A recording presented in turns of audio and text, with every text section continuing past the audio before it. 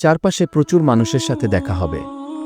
আপনাকে ভিড় ঠেলে এগোতে হবে, অনেক রকম কথা কানে আসবে। আপনি যেটা করবেন সেটা হলো ইগনোর।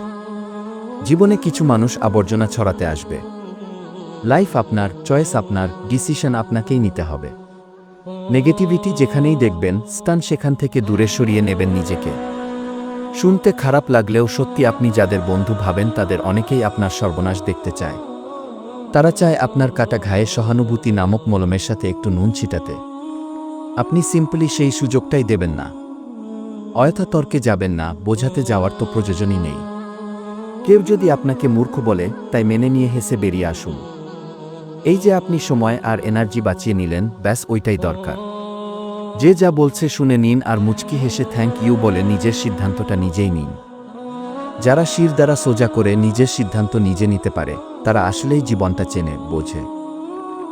আপনাকে নিয়ে যখন বাকিরা সমালোচনা করতে ব্যস্ত থাকবে, আপনি সেই সময় ভালো কোনো বই পড়ুন, প্রিয়জনের সাথে কোথাও ঘুরে আসুন, রংতুলি নিয়ে ক্যানভাস সাজান, ঘর গোছান, গান শুনুন, আরও দুটো সিনেমা দেখুন, কিছু গাছ লাগান, খেলাধুলা করুন, ছবি তুলুন, ব্যায়াম করুন, সৃষ্টিকর্তার উপাসনা করুন।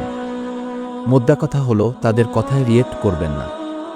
যা বলছে বলুক, আপনার কানে এলেও ফেলে দিন। দিন শেষে আপনি জানেন আপনি কি, কেমন, আর এটাও জানেন যারা বলছে তারা আপনার কাছে জাস্ট ম্যাটার করে না।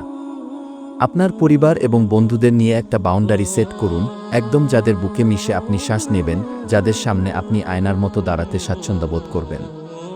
ঠিক তাদের কাছেই নিজেকে প্রকাশ করুন, তাদেরকেই এক্সপ্লেন করুন, তাদের সামনেই ঝুঁকতে শিখুন, কারণ তারা আপনার শুধু ভালোটাই চায়। বাদ বাকি দুনিয়াকে জঞ্জাল মনে করে ঝেড়ে ফেলে দিন। একটা কথা মাথায় রাখবেন, জীবন অনেক সুন্দর, আপনি যে পৃথিবীতে আছেন সেটা অনেক সুন্দর। আপনাকে শুধু চলার পথে গজিয়ে ওঠা আগাছাগুলো অথবা কোণে কোণে বেড়ে ওঠা কাঁটাঝোপগুলো দেখতে পেলে সাইড কাটিয়ে চলে আসতে হবে।